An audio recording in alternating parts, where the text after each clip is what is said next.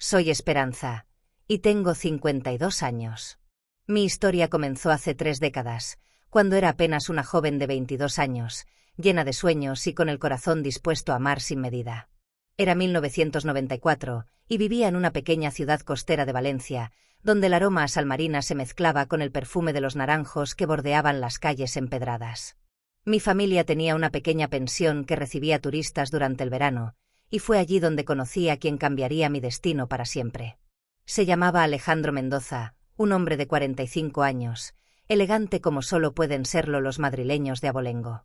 Llegó a nuestra pensión en una tarde de junio, cuando el sol doraba las tejas rojas de los tejados y las gaviotas cantaban su eterna melodía. Vestía un traje de lino blanco que contrastaba con su cabello plateado, y sus ojos azul acero parecían guardar secretos de mundos lejanos. Mi madre, doña Carmen, se enamoró inmediatamente de sus modales refinados y su generosa propina.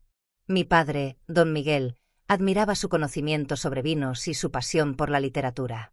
Pero yo me perdí en su sonrisa y en la forma en que pronunciaba mi nombre, como si fuera una oración susurrada al viento. Alejandro decía ser viudo, que había perdido a su esposa en un accidente años atrás, y que viajaba buscando inspiración para escribir su próxima novela.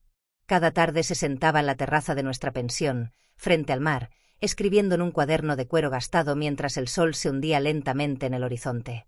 Yo le llevaba café con leche y magdalenas caseras, y él siempre me sonreía con esa mezcla de melancolía y ternura que me derretía el corazón. Me hablaba de París, de Roma, de ciudades que yo solo había visto en libros, y me prometía que algún día me llevaría a conocerlas todas. Esperanza, me decía mientras acariciaba mi mejilla con la suavidad de quien toca cristal, tienes un alma antigua, una sabiduría que no corresponde a tu edad. Eres especial, diferente a todas las mujeres que he conocido. Sus palabras eran miel para mis oídos de joven ingenua. ¿Cómo no iba a creerle? Era culto, sofisticado, y había elegido quedarse en nuestro pequeño pueblo cuando podría haberse hospedado en cualquier hotel de lujo de la Costa del Sol. Durante esas tardes doradas de verano, Alejandro me cortejó con la paciencia de un jardinero que cultiva la rosa más delicada. Me regalaba libros de poesía con dedicatorias escritas en su elegante caligrafía, me llevaba a caminar por los acantilados mientras me recitaba versos de Lorca, y me hacía sentir como si fuera la protagonista de una novela romántica. Mis padres estaban encantados. Veían en Alejandro al yerno perfecto, un hombre maduro, establecido, que podría darme la estabilidad y el futuro que ellos nunca pudieron ofrecerme. Es un regalo del cielo, decía mi madre mientras bordaba mi ajuar. Un hombre así no aparece todos los días en un pueblo como el nuestro. Pero había algo en los ojos de Alejandro, algo que yo no sabía identificar entonces, pero que ahora reconozco como la mirada del depredador que ha encontrado a su presa perfecta. Era una intensidad que a veces me inquietaba, especialmente cuando me pillaba hablando con otros hombres jóvenes del pueblo. Una tarde, mientras limpiaba su habitación, encontré algo extraño. Escondido entre las páginas de uno de sus libros había un recorte de periódico amarillento. La fotografía mostraba a una mujer joven, de cabello oscuro como el mío, con una sonrisa radiante. El titular decía, joven desaparecida en circunstancias misteriosas en Salamanca. Mi corazón comenzó a latir con fuerza. ¿Por qué Alejandro guardaba aquello? ¿Quién era esa mujer que se parecía tanto a mí? Volví a colocar el recorte donde lo había encontrado, pero una semilla de duda había germinado en mi mente.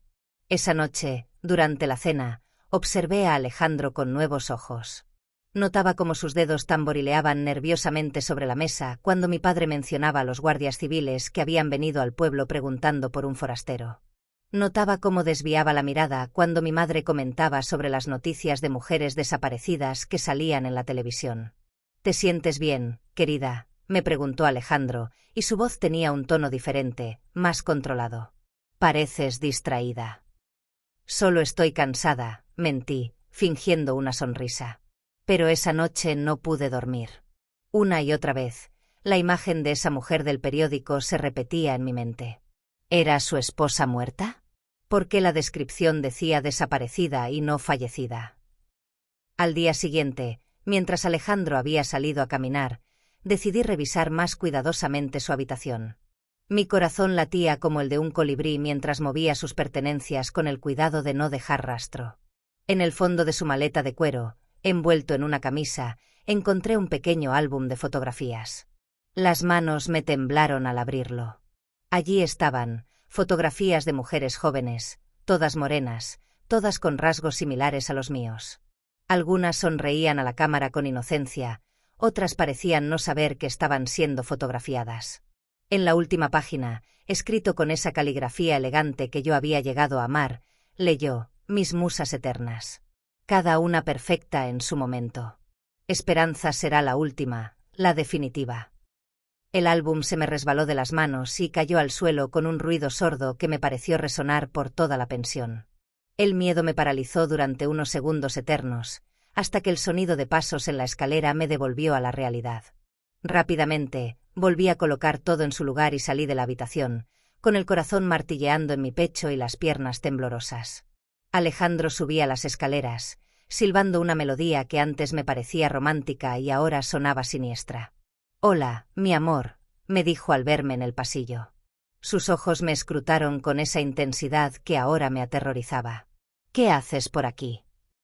«Venía a cambiar las toallas», balbuceé, señalando el armario de la ropa blanca. Me acercó hacia él y me besó la frente, pero su contacto, que antes me tranquilizaba, ahora me quemaba la piel. «Eres tan buena conmigo, Esperanza. Tan atenta, tan perfecta». Esa tarde, fingí sentirme enferma para evitar nuestra cita habitual en la terraza. Necesitaba tiempo para pensar, para decidir qué hacer con lo que había descubierto. ¿Debía contárselo a mis padres? ¿Irían a creerme? ¿Y si estaba equivocada? ¿Y si había una explicación inocente para todo aquello? Pero en el fondo de mi corazón, sabía que no me equivocaba. Los instintos primitivos de supervivencia que llevamos grabados en los genes me gritaban que estaba en peligro. Esa noche, decidí confrontarlo. Había sido criada para ser valiente, y no iba a permitir que el miedo me paralizara.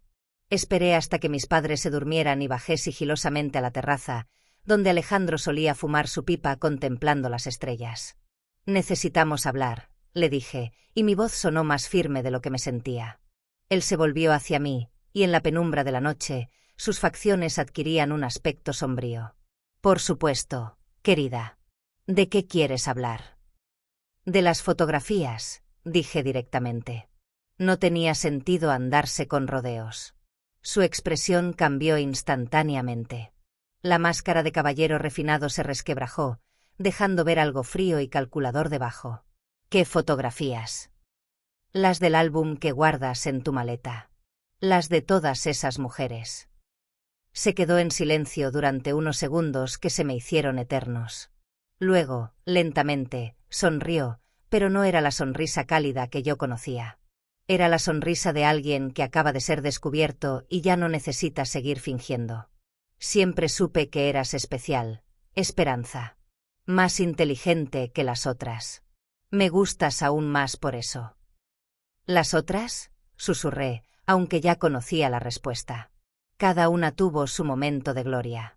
Cada una fue perfecta a su manera. Pero tú eres diferente. Eres la que estaba destinada a quedarse conmigo para siempre. La frialdad en su voz me heló la sangre. ¿Qué les pasó a esas mujeres? «Están bien», dijo, acercándose a mí con pasos lentos y medidos. «Están donde tienen que estar. Y tú también estarás donde tienes que estar». Intenté retroceder, pero él fue más rápido. Sus manos, que tantas veces habían acariciado mi rostro con ternura, ahora me sujetaron los brazos con fuerza.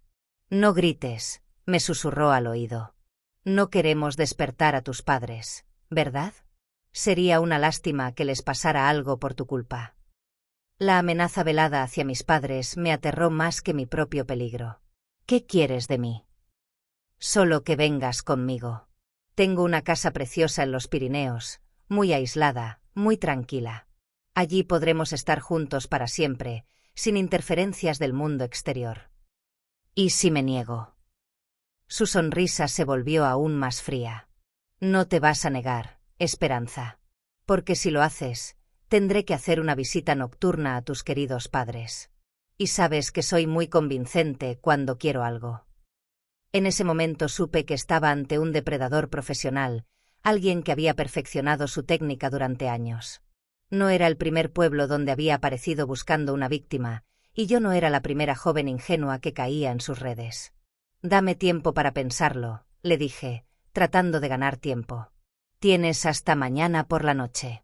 Prepara una maleta pequeña, solo lo indispensable. Le diremos a tus padres que nos vamos de luna de miel anticipada. Estarán encantados». Me soltó y volvió a adoptar su pose de caballero refinado, como si la conversación hubiera sido sobre el tiempo. «Que duermas bien, querida. Mañana comenzará nuestra nueva vida juntos». Subí a mi habitación con las piernas temblorosas y cerré la puerta con llave. Mi mente funcionaba a toda velocidad, buscando una salida a aquella pesadilla. No podía ir a la policía. ¿Qué les diría? ¿Que mi novio tenía fotografías de mujeres desconocidas? No era un crimen, al menos no uno que pudieran demostrar. Tampoco podía contárselo a mis padres. Estaban tan emocionados con la boda que no me creerían, y además, Alejandro había dejado muy claro que su seguridad dependía de mi cooperación. Pasé la noche despierta, planificando. Si iba a escapar, tenía que ser inteligente. Alejandro era más fuerte que yo, tenía más experiencia, y claramente no tenía escrúpulos morales. Mi única ventaja era que todavía pensaba que podía controlarme. Al amanecer, bajé a desayunar fingiendo normalidad. Alejandro estaba en la mesa, leyendo el periódico local y bebiendo café, como si fuera un día cualquiera. Cuando me vio, me sonrió con esa sonrisa que antes me enamoraba y ahora me revolvía el estómago. «Buenos días, mi amor. ¿Ya has pensado en lo que hablamos anoche?» «Sí», respondí, sentándome frente a él. «Acepto ir contigo». Sus ojos brillaron de satisfacción. «Sabía que serías razonable. Eres una chica muy inteligente». Durante el día, actué como la novia feliz y emocionada. Empaqué una maleta pequeña bajo su supervisión, sonreí cuando anunció a mis padres nuestros planes de viaje y acepté sus caricias con la mejor actuación de mi vida. Pero por la tarde, mientras él tomaba su siesta habitual, puse en marcha mi plan. Salí de la pensión con la excusa de comprar algunas cosas para el viaje y me dirigí directamente a casa de Tomás, mi amigo de la infancia que trabajaba en el puerto. Tomás había estado enamorado de mí desde niños, y sabía que haría cualquier cosa por ayudarme. Le conté toda la historia atropelladamente, mostrándole el recorte de periódico que había conseguido sustraer de la habitación de Alejandro esa mañana. Tomás me escuchó con los ojos cada vez más abiertos por la incredulidad y la ira. «Ese desgraciado», murmuró cuando terminé de hablar. «Esperanza, tienes que denunciarlo ya mismo». «No puedo. No tengo pruebas suficientes, y él ha amenazado a mis padres». «Entonces, ¿qué piensas hacer?»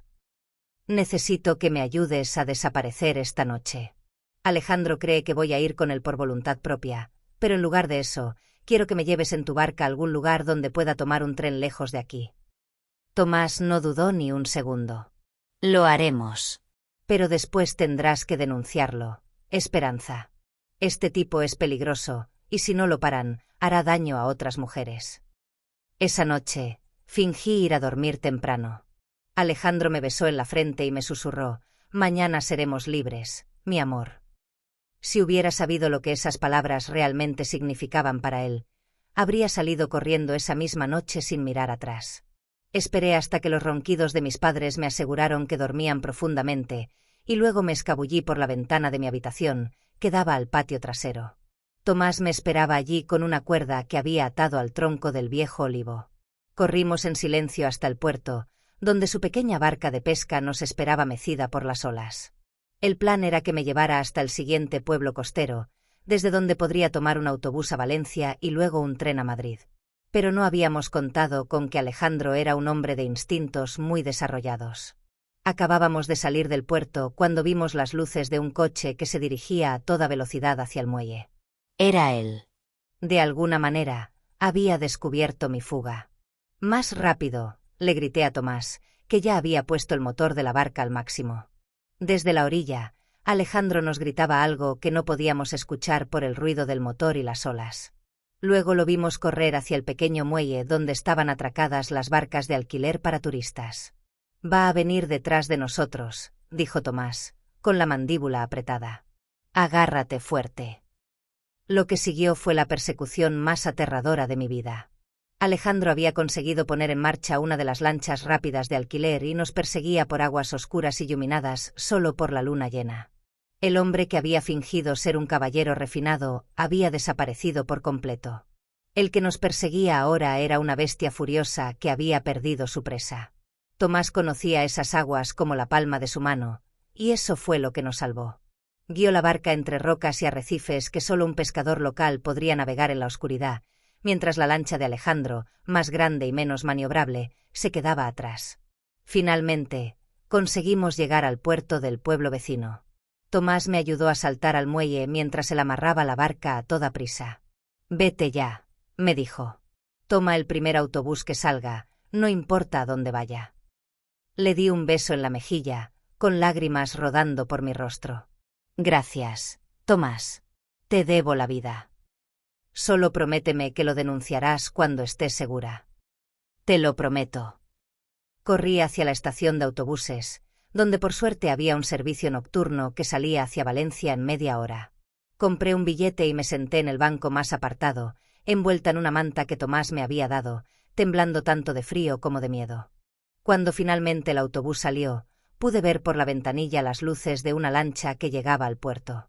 Alejandro había conseguido seguir nuestro rastro, pero llegaba demasiado tarde. En Valencia, seguí las instrucciones de Tomás y tomé el primer tren que salía de la ciudad. Era un tren nocturno con destino a Barcelona. Me acomodé en un asiento junto a la ventanilla y por primera vez en horas, me permití respirar profundamente. Pero mi alivio duró poco. En la siguiente estación, vi una figura familiar subir al tren. Era él. De alguna manera, Alejandro había anticipado mi ruta y había conseguido alcanzarme. Mi sangre se heló. ¿Cómo era posible? ¿Cómo había podido predecir mis movimientos con tanta precisión? Me levanté de mi asiento tratando de parecer casual y me dirigí hacia el vagón-restaurante, esperando perderme entre los pasajeros nocturnos. Pero cuando me volví para mirar atrás, él estaba allí, avanzando por el pasillo con esa sonrisa fría que ahora conocía tan bien. «Esperanza», me llamó, y su voz atravesó el ruido del tren como una cuchilla. «No puedes huir de mí, querida. Estamos destinados a estar juntos». Los otros pasajeros nos miraban con curiosidad, probablemente pensando que éramos una pareja que había tenido una discusión. Si hubieran sabido la verdad. Me refugié en el baño del tren y cerré la puerta con pestillo, con el corazón latiéndome tan fuerte que estaba segura de que se escuchaba por encima del traqueteo de las ruedas. Necesitaba un plan, y lo necesitaba ya. Entonces recordé algo que había visto en una película. Saqué mi lápiz labial y escribí en el espejo: «Ayuda. Estoy en peligro. Llamen a la policía». Luego salí del baño y me dirigí rápidamente hacia el revisor del tren. «Disculpe», le dije con la voz más calmada que pude conseguir. «Hay un hombre que me está siguiendo y acosando. ¿Pueden ayudarme?» El revisor, un hombre mayor de bigote canoso, me miró con preocupación. «¿Dónde está ese hombre, señorita?» Señalé hacia donde había visto a Alejandro por última vez. «Es alto, pelo plateado, viste traje oscuro. Dice que soy su novia, pero no es cierto. He huido de él». El revisor asintió gravemente. «Venga conmigo. La llevaré al vagón del jefe de tren, y en la próxima estación llamaremos a la Guardia Civil». Pero cuando llegamos al lugar donde había visto a Alejandro, no había nadie. Había desaparecido como un fantasma. «¿Está segura de que lo vio aquí?», preguntó el revisor, mirándome con una mezcla de preocupación y duda. «Completamente segura», insistí. «Debe haber ido a otro vagón». Recorrimos todo el tren, pero no encontramos rastro de Alejandro. Era como si se hubiera desvanecido en el aire. El revisor empezaba a mirarme como si fuera una mujer histérica que había imaginado todo. «Señorita, quizás debería descansar un poco. A veces los viajes nocturnos pueden jugarnos malas pasadas». Pero yo sabía que no me lo había imaginado. Alejandro estaba en ese tren, en alguna parte, esperando el momento adecuado para actuar. Cuando el tren se detuvo en la siguiente estación, insistí en bajarme. Era mejor estar en territorio desconocido que atrapada en un tren con él. El revisor trató de disuadirme, pero al final tuvo que dejarme ir. La estación estaba prácticamente desierta a esas horas de la madrugada. Solo había un empleado medio dormido y una máquina expendedora de café que parpadeaba en la penumbra. Me senté en un banco, abrazando mi maleta, y esperé a que amaneciera. Fue entonces cuando lo vi salir de las sombras, como si hubiera estado esperando a que me quedara sola. «Has sido muy inteligente, Esperanza», dijo, aplaudiendo lentamente. «Pero no lo suficiente». «¿Cómo sabías que me bajaría aquí?» «Porque te conozco mejor de lo que tú te conoces a ti misma. He estado estudiándote durante semanas. Sé cómo piensas, sé cómo reaccionas. Sabía que preferirías el territorio desconocido a sentirte atrapada». Se acercó a mí con pasos lentos y medidos, como un gato que juega con un ratón herido. «Ahora ven conmigo sin armar escándalo, y te prometo que no les pasará nada a tus padres». «¿Y si me niego?» «Entonces mañana por la mañana la Guardia Civil encontrará 2 cadáveres en una pequeña pensión de Valencia. Y será culpa tuya». No tenía elección. O iba con él, o mis padres morían. Y sabía que no era una amenaza vacía. Los ojos de Alejandro tenían esa frialdad que solo poseen quienes han cruzado ya todas las líneas morales. «Está bien», susurré. «Iré contigo». Su sonrisa de triunfo me revolvió el estómago. Sabía que serías razonable. Me llevó hasta un coche que había aparcado cerca de la estación. Era un coche elegante, caro, probablemente robado. Me hizo sentar en el asiento del copiloto y ató mis manos con una cuerda fina pero resistente. «Es solo una precaución», dijo, como si fuera lo más normal del mundo. «No me gustaría que tuvieras la tentación de hacer alguna tontería durante el viaje». Condujimos durante horas por carreteras montañosas que no reconocía. El paisaje se volvía cada vez más salvaje y desolado. De vez en cuando, Alejandro me hablaba como si fuéramos una pareja normal de viaje. «Te va a encantar la casa», decía. «Es muy antigua, muy silenciosa. Podrás escribir, leer, hacer todo lo que te gusta. Solo estaremos tú y yo, nadie más». «¿Por cuánto tiempo?» «Para siempre, por supuesto. ¿No es eso lo que quieren todas las mujeres enamoradas? Estar con su hombre para toda la eternidad». La forma en que pronunció eternidad me hizo comprender que para él, esa palabra tenía un significado muy diferente al mío. Finalmente, después de lo que me parecieron días de viaje, llegamos a una casa aislada en medio de un bosque de pinos. Era una construcción antigua, de piedra, con ventanas pequeñas y rejas de hierro. Parecía más una prisión que un hogar. «Bienvenida a casa», dijo Alejandro, bajándome del coche. La casa por dentro era aún más siniestra que por fuera. Las habitaciones estaban en penumbra, con muebles cubiertos por sábanas blancas que parecían fantasmas en la oscuridad. Había un olor extraño, dulzón y penetrante, que no conseguía identificar. Me llevó hasta una habitación en el segundo piso. Era espaciosa, con una cama con dosel y muebles antiguos, pero lo que más me llamó la atención fueron las ventanas. Todas tenían rejas. «Esta será tu habitación», anunció, como un hotelero mostrando una suite de lujo. «He intentado decorarla pensando en ti. Espero que te guste». En las paredes había fotografías enmarcadas. Al principio pensé que eran paisajes o arte, pero cuando me acerqué, vi que eran fotografías de mujeres. Las mismas mujeres del álbum que había encontrado en su maleta, pero estas fotos eran diferentes. En estas, las mujeres no sonreían. Tenían los ojos vacíos, la expresión perdida. «¿Qué les hiciste?», susurré. «Les di lo que necesitaban. Amor eterno, protección absoluta. Ya no tienen que preocuparse por nada nunca más». «¿Dónde están ahora?». Su sonrisa se volvió aún más perturbadora. «Están aquí, conmigo. Siempre estarán aquí conmigo. Y tú también lo estarás». Me llevó hasta la ventana y señaló hacia el jardín trasero. En la penumbra del atardecer, pude distinguir varias pequeñas cruces de madera entre los árboles. El horror de la comprensión me golpeó como un puñetazo en el estómago. Aquellas mujeres no habían escapado. Nunca habían tenido la oportunidad de escapar.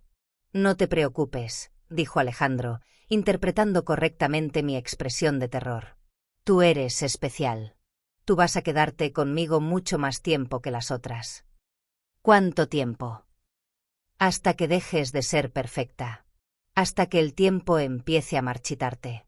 Entonces podrás reunirte con tus hermanas en el jardín. Esa noche, encerrada en esa habitación con las ventanas enrejadas, comprendí que estaba en las manos de un psicópata que había perfeccionado su sistema durante años. Alejandro no era solo un secuestrador, era un coleccionista de mujeres, y yo era su última adquisición. Pero también comprendí que, a diferencia de las otras, yo tenía algo que ellas quizás no habían tenido: conocimiento. Sabía lo que él era, sabía lo que había hecho, y sabía que mi única posibilidad de supervivencia era ser más inteligente que él. Durante los días siguientes, actué como la prisionera perfecta. Comía lo que me daba, hablaba cuando me hablaba, y fingía estar resignada a mi destino. Alejandro parecía satisfecho con mi aparente sumisión. Pero por las noches, cuando él dormía, yo exploraba la casa en busca de alguna forma de escape. Había aprendido a caminar sin hacer ruido, a moverme como una sombra por los pasillos oscuros. Fue durante una de esas exploraciones nocturnas cuando encontré el sótano.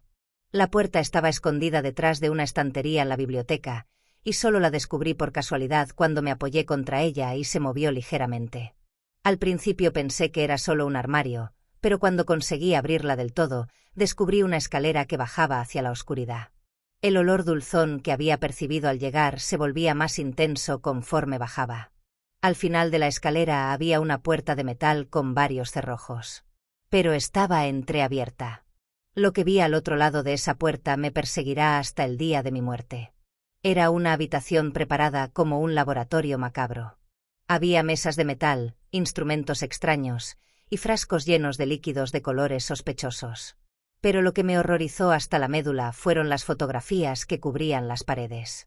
Cientos de fotografías de las mismas mujeres que había visto antes, pero estas documentaban su deterioro progresivo. Al principio aparecían como las había conocido, jóvenes, hermosas, llenas de vida. Pero luego, foto tras foto, las veía envejecer prematuramente, enfermarse, languidecer. Alejandro las había mantenido vivas durante meses, incluso años, documentando su decadencia como si fuera un científico estudiando especímenes. En una mesa lateral había un cuaderno abierto. Con manos temblorosas, lo levanté y leí las anotaciones escritas con esa caligrafía elegante que una vez me había parecido hermosa. Esperanza, día 15. Excelente adaptación. Resistencia física superior a las anteriores. Belleza manteniéndose estable. Comenzar tratamiento de preservación mañana.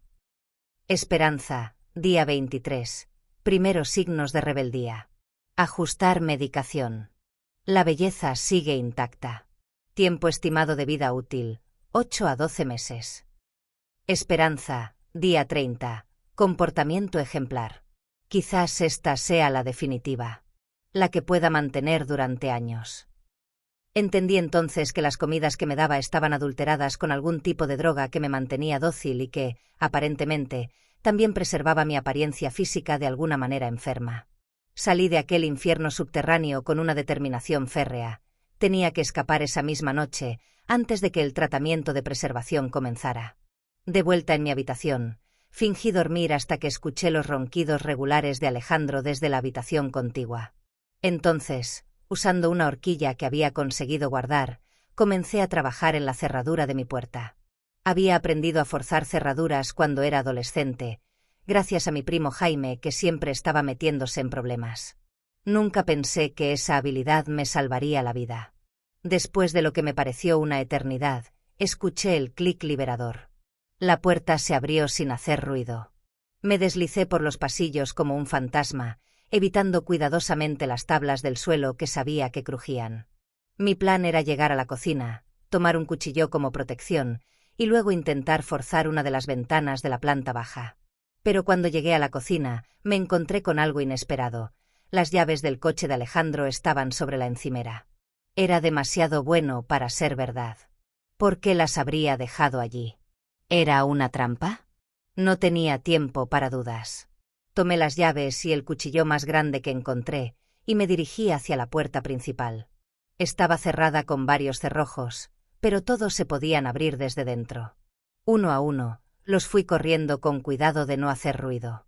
Cuando finalmente abrí la puerta, el aire fresco de la madrugada me golpeó como una bendición. La libertad estaba a solo unos metros de distancia. Corrí hacia el coche, rezando para que arrancara al primer intento. El motor ronroneó suavemente cuando giré la llave. Alejandro tenía buen gusto para los coches. Este parecía nuevo y bien mantenido. Pisé el acelerador y salí disparada por el sendero de grava que llevaba a la carretera principal. En el espejo retrovisor vi las luces de la casa encenderse una a una. Alejandro había despertado. Pero yo tenía ventaja. Conocía el camino de vuelta porque había prestado atención durante el viaje de ida, memorizando cada curva, cada desviación. Conduje como una posesa por esas carreteras montañosas, con el corazón latiéndome al ritmo del motor. Cada minuto que pasaba me alejaba más de aquel infierno. Cuando finalmente llegué al primer pueblo, eran las 5 de la madrugada. Me detuve frente a la comisaría de la Guardia Civil y salí del coche con las piernas temblorosas. El guardia de turno me miró con sorpresa cuando irrumpí en la oficina, despeinada, con ropa arrugada y evidentemente en estado de shock. «Por favor», le dije, «necesito denunciar un secuestro. Y hay mujeres muertas. Muchas mujeres muertas».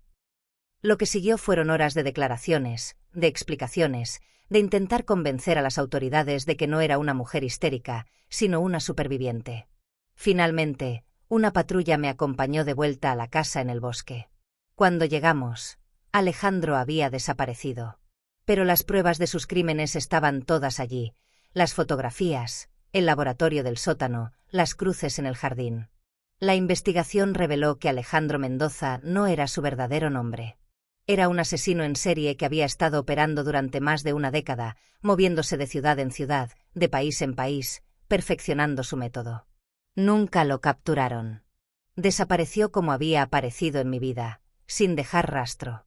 Pero yo sobreviví. Volví a casa con mis padres, que me recibieron con lágrimas de alivio y gratitud hacia Tomás, quien había alertado a las autoridades cuando no tuve noticias mías. Los primeros meses fueron difíciles. Las pesadillas, la paranoia, la sensación constante de que él podía aparecer en cualquier momento. Pero poco a poco, con ayuda psicológica y el amor de mi familia, fui reconstruyendo mi vida. Me casé con Tomás 3 años después. Era el hombre que me había salvado, que me conocía mejor que nadie y que nunca me juzgó por lo que había pasado. Tuvimos 2 hijos maravillosos y construimos una vida llena de amor y normalidad. Pero nunca olvidé las lecciones que aprendí durante esos días de horror. Enseñé a mis hijos, especialmente a mi hija, a confiar en sus instintos, a reconocer las señales de peligro, a nunca dejar que la manipulación emocional nuble su juicio. Ahora, 30 años después, sigo viviendo en el mismo pueblo costero donde nací. A veces, cuando camino por la playa al atardecer, me detengo en el lugar donde solía sentarme con Alejandro a ver el océano. Y me recuerdo a mí misma que sobreviví, que fui más fuerte, más inteligente, más valiente de lo que él esperaba, que las mujeres que no pudieron escapar no murieron en vano, porque su memoria me dio la fuerza para luchar. Hay días en que me pregunto si Alejandro seguirá por ahí, en algún lugar, buscando a su próxima víctima. La idea me aterra, pero también me da determinación. Porque ahora sé lo que es capaz de hacer el verdadero mal cuando se disfraza de amor.